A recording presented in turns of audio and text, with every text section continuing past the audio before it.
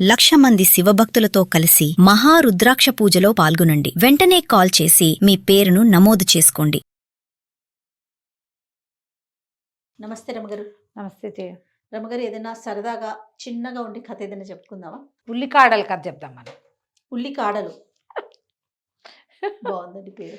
ఉల్లికాడల పేరు బాగుంది కదా. ఊర్మిళ అని ఒక అమ్మాయి, దానికి చాలా నిదానస్తురాలు, మెతకది, కొంచెం భయస్తురాలు కూడా.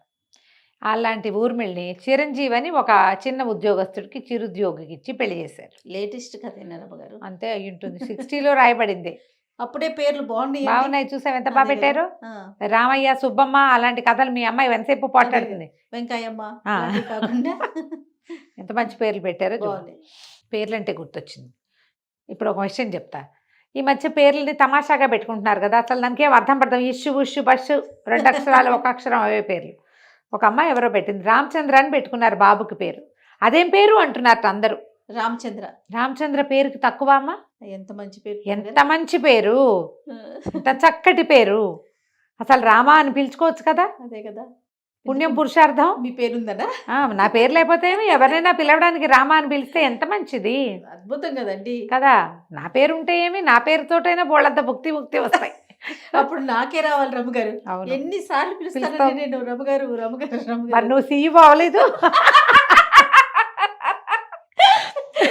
మీ పేరు పిలిచే. నా పేరు పిలిచి కాదు, నా పేరు పిలవడం వల్ల వచ్చే ప్రయోజనం భగవంతుడి అనుగ్రహంతోనా? లక్ష్మీదేవి అనుగ్రహించింది. నేను థ్యాంక్ యూ సో మచ్. చెప్పలేకపోతాం కదా. అంతే కదండి. భగవంతుని నామస్మరణప్పుడు ప్రత్యేకించి పిలవకుండా వ్యక్తుల ద్వారా పిలిచే అవకాశం కదా. అందుకే మనం దేవుడి పేర్లు పెట్టుకుంటాం జయ. అమ్మాయికి చాలా ధైర్యం చెప్పా, ఏం పర్వాలేదు, పెద్దయ్యాక పిల్లాన్ని అందరూ ఏడిపిస్తారేమో అని బాధపడుతోంది. అమ్మాయి బాధపడుతోంది. ఎందుకు బాధపడతావమ్మా, చక్కటి పేరు, ఎంచక్క చాలా మంచి పేరు పెట్టుకున్నావని. చాలా బాగుంది. ఈ వీడియో అమ్మాయికి నేనే పెట్టాలి స్వయంగా. పెట్టేయండి చక్కటి పేరు. ఒకవేళ ఈ పేరు బాగోలేదు అన్న వాళ్ళు ఎవ్వరు మనుషులుగా పరిగణించడానికి కూడా పనికిరారు. Oh my god. ఇది బాగోలేదంటారా జయ ఎవరైనా? పైగా ఎవరి పేరు వాళ్ళ ఇష్టం కదా. దీనికి అర్థం లేకపోతే ఆలోచించాలి. పరమార్థం కలిగిన పేరు కదా. పలకటానికి ఎంత బాగుంది ఉంది కదా రమగారు. చక్కగా రామని పిలుచుకోవచ్చు, చంద్ర అని పిలుచుకోవచ్చు, రామచంద్ర అని పిలుచుకోవచ్చు. రామచంద్ర ఎంత బాగుంది అసలు. అనడానికే ఎంత బాగుందో చూడు, మనసు నిండిపోయేలాగా. ఏమిటో బాగులేదు ఇదేం పేరు అని ఎవరైనా అడుగుతారా దాన్ని? అంతే కదా. చాలా బాగుంది రమగారు, నిజంగా బాగుంది. ఆవిడకి చెప్పండి. అదే కదా. సరే, ఓకే. అయితే ఊర్మిళ చిరంజీవి పెళ్లి చేసుకున్నారు. అయితే ఈ చిరంజీవి పరమ అసహనం, మహాకోపిష్టి, దురుసు, ఏదో చేసేవాడు ఉద్యోగం. ఒకరోజు ఏం చేశాడు, ఉల్లికాడలు పట్టుకొచ్చి పైవి ఆకులు కత్తిరించి, ఆకులు దుంపలు కత్తిరించేసే. బాగుందిగా. బాగుంది. సరే, అమ్మాయి ఆ మూగుడు ఏం చెప్పినా సరే సగమే వింటుంది. భయం దానికి. దుంపలతో కూర చేయాలి, పై దాంతో పులుసు చేయాలి, ఇటు తటు చేసేసి. ఆయన ఏదో పని చేసుకుని వచ్చాడు, బయటికి వెళ్ళాడు. మరి గుడికి వెళ్ళి వస్తాను, గుళ్ళోంచి తిరిగి వచ్చాక అన్నం తింటానన్నాడు. ఇంటికి రాగానే సరే పేటేసింది, అన్నం పెట్టింది. తీరా చూస్తే ఆ ఉల్లికాడలతోటేమో కూర చేసి పెట్టింది, ఆ దుంపతోటి ఉల్లిపాయలతోటేమో పులుసు చేసేసరికల్లా భార్యను ఉంచి దభిమని కొట్టేశాడు.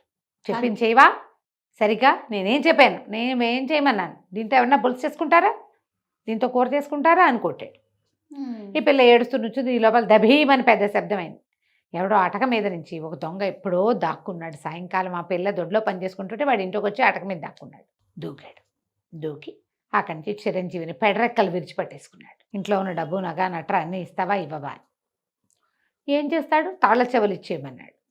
అప్పటిదాకా భార్య మీద ప్రతాపం చూపించాడు. భార్య మీద ప్రతాపం చూపించే వాళ్ళందరూ కత్తిగా కటారు చూపిస్తే చాలా భయపడతారు. ఇక్కడేముండదు ప్రతాపం. కొంతమంది అలాగే ఉంటారు కదా. ఏదైనా ప్రాబ్లం వచ్చినప్పుడు చాలా బెదిరిపోతారు. పెళ్ళాల మీద మాత్రం ఎంత ప్రతాపమైనా విరుచుకుపడిపోతారు, ఎంత ప్రతాపమైనా చూపించేస్తారు. అక్కడి నుంచి నగా నట్రా మూట కట్టించారు. ఏంటి మంచి వాసన వస్తుంది మీ ఇంట్లో, ఏముండింది పెట్టి అన్నం పెట్టించు నాకు అన్నాడు. అనేసరికల్లా కసిరేడు పెళ్ళాను. ఏంటి వాళ్ళు ఆయన అడుగుతుంటే అన్నం పెట్టవా అన్నాడు. అనేసరికల్లా దొంగ గారికి అన్నం పెట్టమని అనేసరికల్లా దొంగ అన్నాడు, నేనే అరవాలి, నువ్వు అరవకూడదు, నువ్వు నోరు మూసుకొని ఉంచో అనేసరికల్లా అమ్మాయి ఏం చేస్తుంది, ఒకటి కోసం పీటేసి కంచ పెట్టిందిగా, తినేసాడు చక్కగా. మళ్ళీ ఇంకో పేటేసి కంచం తెచ్చిపెట్టింది. తన కోసం వండుకున్న అన్నం తెచ్చిపెట్టి ఆయన కూర పులుసు వేసి ఎంత బాగుంది, ఎంత బాగుంది, ఆకుకూర కాడలతో కూర చేసుకుంటారా అమ్మాయి, ఎంత బాగా చేసావు అని కూర అన్న అంతా కలుపు తిన్నాడు. అక్కడి నుంచి అసలు ఉల్లిపాయ పులుసు అదిరిపోయిందన్నాడు. ఇంత మంచి వంట, ఎంత బాగా చేసావు, మరి ఎందుకు దెబ్బలు తిన్నావు నువ్వు అన్నాడు. అనేసరికి అమ్మాయి బిక్కు బిక్కుమంటూ మొగుడు కేసు చూస్తుంది. చూసారు కల్లా దొంగ అన్నాడు. నేను అసలు దొంగని ఎందుకు అయ్యానో తెలుసా నీకు, మా నాన్న తాగుబోతు, మా అమ్మని తెక్కొట్టేవాడు, ఎప్పుడూ కొట్టుకు తెచ్చేవాళ్ళు, అన్నిటికీ కొట్టేవాడు, ఇంట్లో ఉండలేక పారిపోయా, చదువు సంధ్య రాలా నాకు, ఏమీ చేయలేక దొంగయ్యా. ఓకే, నువ్వు ఎంతసేపు గొడవ చేస్తుంటే మీ ఇంట్లో పిల్లలు ఎట్ట బాగుంటారు, మా నాన్న కనుక అంత తాగుబోతు కాకపోయినా లేదా మా అమ్మని అంత కొట్టకపోయినా, తాగినా ఆయన దారి ఆయన తాగి పడుకున్నాడు అనుకో, ఏదో మా రకంగా మేము పోయేవాళ్ళము ఎడగొట్టక, అంతేగా. అంతేగా. నువ్వు ఇంటికి వచ్చి రోజు కొట్టి ఆవిడ ఏడ్చి అన్నం వండలేక దెబ్బలు తిన్న ఆవిడ ఏం వండుతుంది, వంట చేయలేదు కదా, ఇంకేం పని చేస్తుంది, ఎట్లా పిల్లల్ని పెంచుతారు అలాంటి తల్లులు. పెంపకం సరిగ్గా లేక నేను దొంగనయ్యాను, నీకేం పోయే కాలం, శుభ్రంగా వండి పెట్టింది కదా, అది కాకపోతే ఇది ఏదైతే ఏమి మీరు తినడానికి ఏం బాధ, రెండు బాగున్నాయిగా రుచిగా, నేను చెప్పింది చెప్పినట్టు చేయలేదు కాబట్టి రుచిని కూడా గ్రహించని గుణం, కోపం అసహనంతో సాధించేది ఏమీ లేదు కదా, సంసారం పాడు చేసుకోవటం అని బుద్ధులు చెప్పాడు అని చెప్పాడు. నువ్వు పాడు చేసుకుని ఇట్లా చేసావు,